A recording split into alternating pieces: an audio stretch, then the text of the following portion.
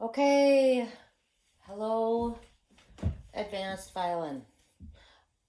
We are going to work on Carol of the Bells, which is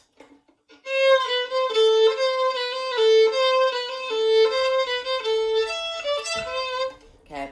So the piece, the way we're going to do it, the arrangement for this year, is going to be using glasses, like wine glasses, to use them as the bells. And I'm going to have the students that don't play violin or don't play strings to actually handle that. So, simplified. That is the first time that the song is played through. So we're going to have the song go through 3 times. The second time, after the wine glasses have been played, then it's going to be the strings coming. You are going to, advanced violins are either going to be playing in 3rd position or higher. But it's so simple, I'm not even really writing it out. If you go to 3rd position, now, knowing what you know, when you play in 3rd position, the relay, your 1st, 2nd, and 3rd finger, like tapes, are so much closer together. So you have to really realize that the 3 and the 2 are so close together that they're almost like overlapping a bit. So when you play what you have to, those 3 notes is basically it.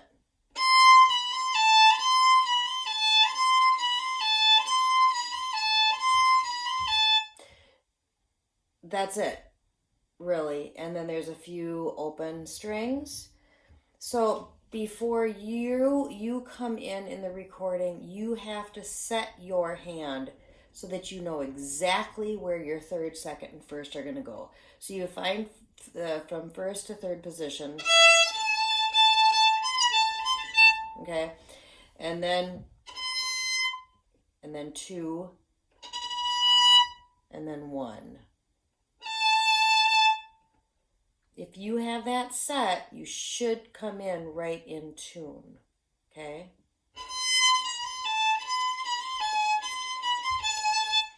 Another thing too, I want us to be able to do is not single bow these.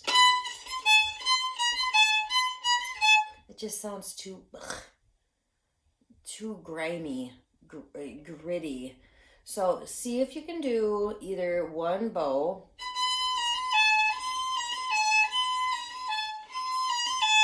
if that's just too impossible for you, you could do down, up, down.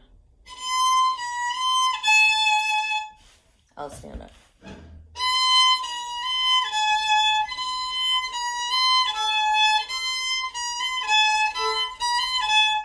I'd prefer this. And very, very, very light, just so it's a whisper. Okay. So, I'm going to play it with the piece, and I'll start it right now. But I want, the first time through is just, and the glasses are going to be a little bit out of tune. They're a little sharp.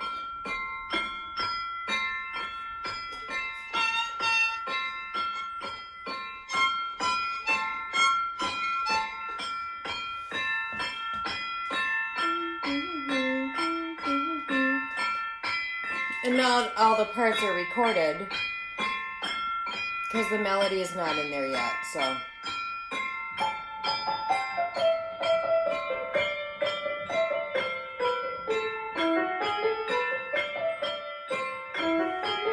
Okay, now this is where you kind of find where you're supposed to be. Got it? 1, 2, 3, 1, ready, go.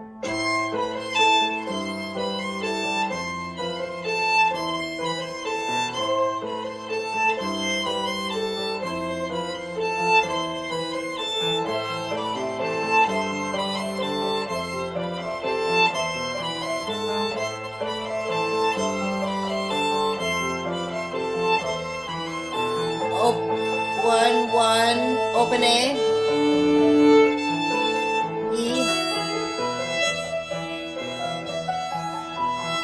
and then back.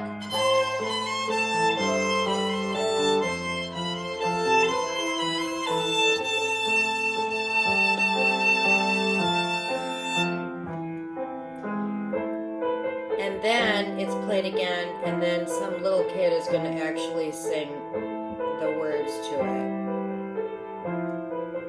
Okay? That's it. Not much, but it doesn't need to be much. It's still beautiful, right? Okay, everybody. I am in my daughter's bedroom because she's got a big old mirror here. Can you see it? And I'm thinking about how I'm looking at you when you are all playing in the music room, and I'm seeing a lot of this. So if we're playing...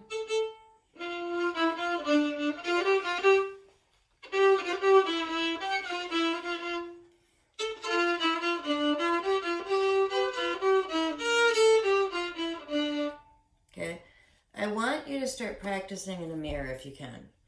So if you can find a mirror or get a mirror from Walmart for like $6, those really cheap ones that are stand-up mirrors. If you can get your arm up, do you see how I'm looking? You can see it in the mirror, right? Get your arm up. Get your wrist back. Okay?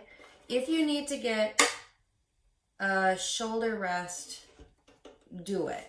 I left mine at school, but yeah, if you can't hold it like this and feel comfortable, or if you're gonna be like this, don't get a rest or get a sponge or something like that.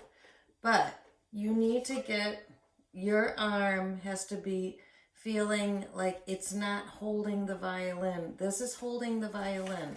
If you cannot do it like that, you need to get something to do it. I mean, even if it's, check it out. Look at this.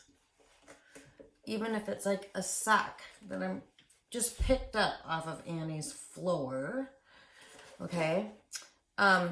You put a rubber band around it, hold that on. It's giving a little height, and you're able to do this. When you're gonna do vibrato, you can't do vibrato if you're holding that violin up with your hand.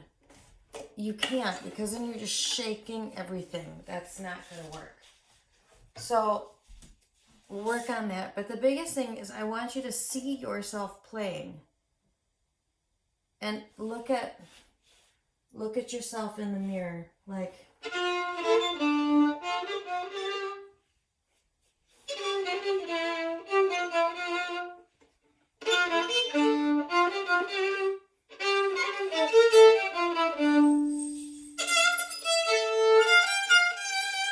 You see how my elbow is up.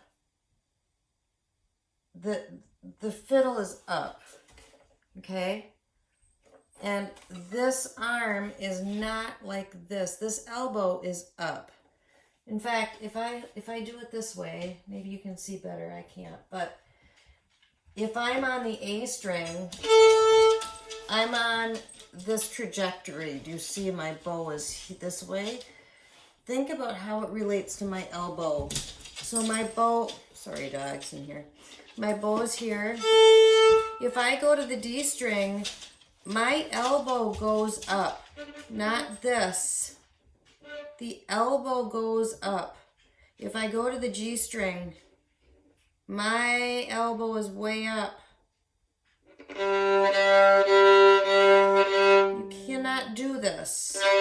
That's ridiculous. And you don't even realize you're doing it at school. You look into a mirror and do it. Go on YouTube and watch Mari Samuelson play Winter. Do whatever you need to do so you realize, and then fake it till you make it. Stand in the mirror. Here's a G string. Look at my elbow. Look at my arm. Okay? Here is E. A. D. G. Okay? Make make sure that that's going on there. Sorry.